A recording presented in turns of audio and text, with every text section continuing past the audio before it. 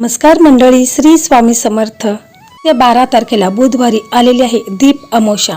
तर या दिवशी मुलांच्या किंवा मुलीच्या लग्नातील अडथळे दूर करण्यासाठी नारळाचा उपाय आणि त्यासंबंधित संपूर्ण माहिती मी तुम्हाला आजच्या या व्हिडिओमध्ये देणार आहे। मंडळी, दीप अमावस्या हा दिवस अतिशय पवित्र मानला जातो। या दिवशी घरातील नकारात्मक ऊर्जा नष्ट करून सकारात्मक ऊर्जा वाढवण्यासाठी अनेक उपाय केले जातात। जर तुमच्या घरात मुलांच्या किंवा मुलीच्या विवाहामध्ये वारंवार अडथळे येत असतील, स्थळ येऊनही बोलणी पुढे जात नसेल, तर दीप अमावस्येच्या दिवशी हा एक सोपा आणि प्रभावी नारळाचा उपाय नक्की करून पहा। मंडळी, ही संपूर्ण माहिती जाणून घेण्या अगोदर तुम्ही चॅनलवरती नवीन असाल तर चॅनलला सबस्क्राईब करा। व्हिडिओ पाहत असताना व्हिडिओला लाईक करा। त्याचप्रमाणे श्री स्वामी समर्थ अशी कमेंट नक्की करा, तुमच्या इच्छा पूर्ण होतील। मंडळी, या उपायासाठी आपल्याला काय काय साहित्य लागणार आहे ते देखील आपण थोडक्यात जाणून घेऊया।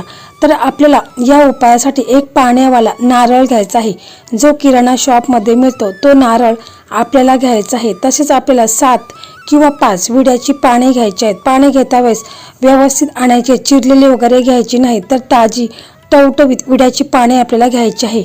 एक सुपारी घ्यायची आहे, थोडंसं गूळ घ्यायचं आहे आणि खोबऱ्याचा तुकडा थोडासा घ्यायचा आहे। हळद, कुंकू, अक्षता, पिवळे किंवा लाल वस्त्र नारळ बांधण्यासाठी, बस एवढंच साहित्य आपल्याला लागणार आहे। तरी तुम्हाला आता प्रश्न पडेल की हा उपाय कोणी करावा? तर बघा, हा उपाय स्वतः मुलाने केला तर अतिशय उत्तम आहे, परंतु आजकाल आपण पाहत असतो मुलांना इतका वेळ नसतो, त्यामुळे घरातील कोणत्याही सदस्याने मुलांच्या लग्नासाठी हा उपाय करायचा आहे। तर बघा, ची आई करू शकते, बहीण करू शकते, मुलाचा भाऊ करू शकतो, कोणीही हा उपाय मुलांच्या लग्नासाठी करायचा आहे, परंतु पूर्ण श्रद्धा आणि विश्वासाने तुम्हाला करायचा आहे।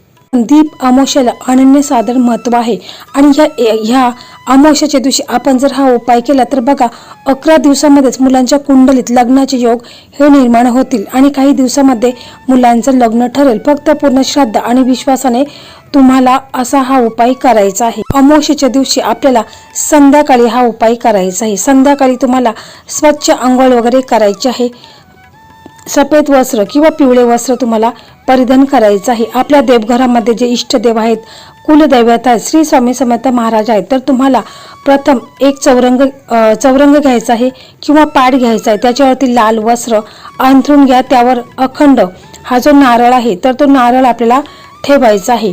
तसेच तुम्हाला एका प्लेटमध्ये हळद कुंकू मिक्स करायचं आहे आणि नारळावरती थोडंसं तुम्हाला गंगाजल शिंपडायचं आहे आणि जेवढं साहित्य आहे म्हणजे विड्याची पानं वगैरे त्याच्यावरती गंगाजल शिंपडायचं आहे। आणि मग तुम्हाला प्रथम तुपाचा दिवा वगैरे लावून घ्यायचा आहे, अगरबत्ती लावून घ्यायची आहे आणि त्या नारळावरती तुम्हाला एक स्वस्तिक चिन्ह काढायचं आहे। व्यवस्थित स्वस्तिक चिन्ह तुम्हाला काढून घ्यायचं आहे। त्याच्यानंतर जो पिवळा कापड आहे त्याच्यावरती तुम्ही नारळ ठेवायचं आहे आणि मग नारळाच्या वरती तुम्हाला जे 5 विड्याची पानं आहेत तर ती तुम्हाला नारळाच्या वरती ठेवायची आहेत।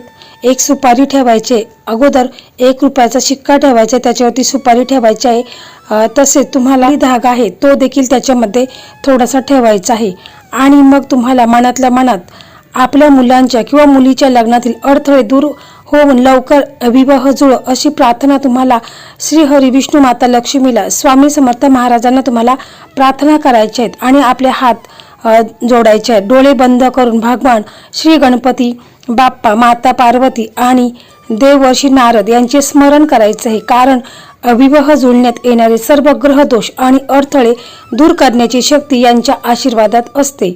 आणि त्याच्यानंतर बघा, तुम्हाला काय करायचं आहे, तो नारळ आहे तर तो नारळ तुम्हाला त्या पिवळ्या कापडामध्ये बांधून घ्यायचा आहे। कलाव्याचा धागा घ्यायचा आहे, त्याच्या साहाय्याने तुम्हाला तो नारळ पूर्ण बांधून घ्यायचा आहे आणि मग तो नारळ तुम्हाला तुमच्या उजव्या हातामध्ये घ्यायचा आहे आणि हा नारळ आपल्याला अभिमंत्रित करून घ्यायचा आहे। तर तुम्हाला हा मंत्र आहे तर तो मंत्र तुम्हाला 108 वेळा बोलायचा आहे। मंत्र असा आहे, ओम श्री वरप्रदाय नमः किंवा ओम गणगणपतये नमः, यापैकी तुम्ही कोणताही एखादा मंत्र बोलायचा आहे। 108 वेळा तुम्हाला हा मंत्र बोलायचा आहे।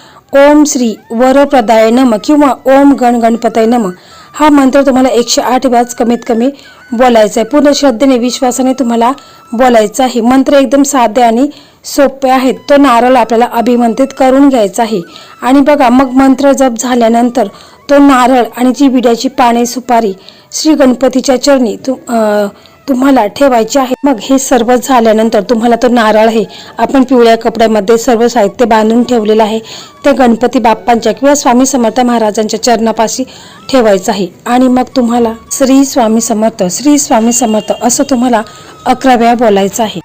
त्याच्यानंतर तुम्हाला प्रार्थना करायची आहे की माझ्या मुलांच्या कुंडलीमध्ये जे काही दोष आहेत, मंगल दोष आहे, राहू केतू शनीचे काही 7.5 असेल, पितृदोष असेल, तर तो दूर होऊन माझ्या मुलांचं लग्न हे लवकरात लवकर व्हावे असं तुम्हाला पूर्ण श्रद्धेने विश्वासाने श्री हरी विष्णू माता लक्ष्मी गणपती बाप्पा तसेच श्री स्वामी समर्थ महाराजांना प्रार्थना करायची आहे। उपाय पूर्ण श्रद्धेने आणि विश्वासाने करावा। उपाय करताना मनात कोणतीही शंका न ठेवता सकारात्मक विचार ठेवावेत।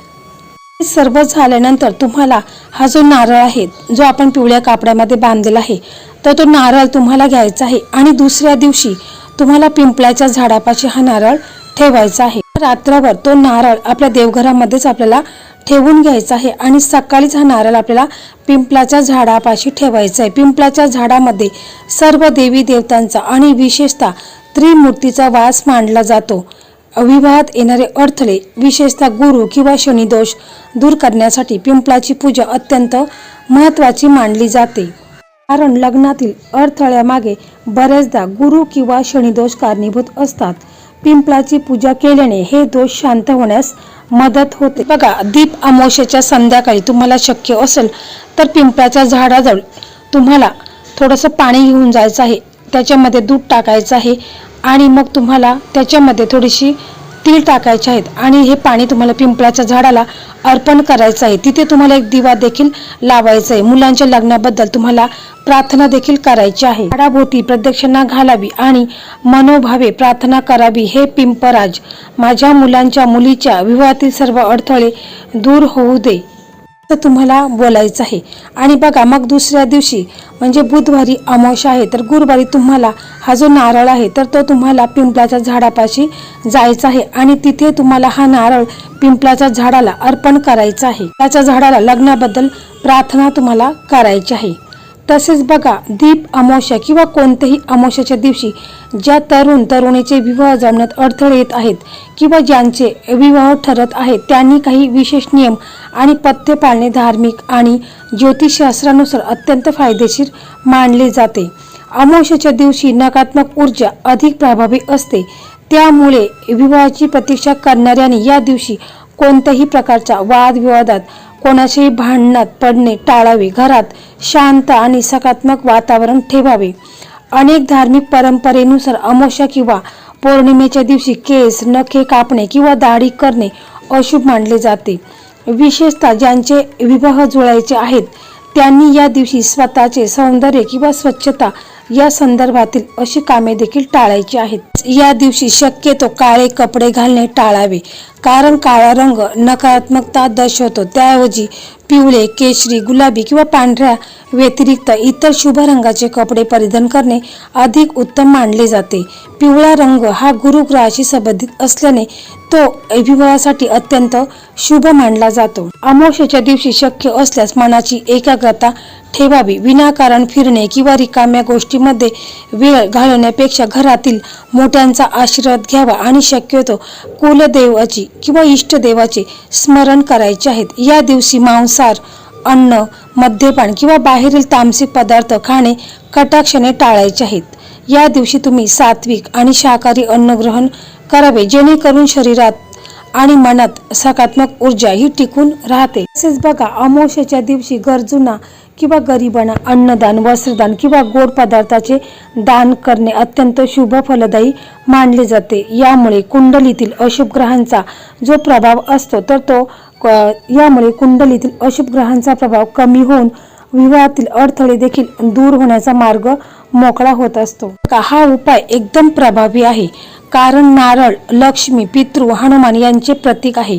आषाढ अमावस्येला नारळ अर्पण केला की पितृदोष जातो, शत्रू दूर होतात आणि लग्नाचा मार्ग मोकळा होतो। बुधवार असल्याने बोलणीतील अडचणी पण जातात। मुलगा किंवा मुलगी बोलायला गेले की स्थळ नकार देत नाहीत। तर मंडळी, पूर्ण श्रद्धा आणि विश्वासाने तुम्हाला हा साधा सोपा अत्यंत प्रभावी हा उपाय करायचा आहे. तर हा उपाय तुम्हाला कसा वाटला कमेंटमध्ये नक्की सांगा. व्हिडिओ तुम्हाला आवडला तर इतर तुमचे मित्र असतील, मैत्रिणी असतील, ज्यांचं लग्न ठरत नसेल अशा मित्र मैत्रिणींना हा व्हिडिओ नक्कीच शेअर करा.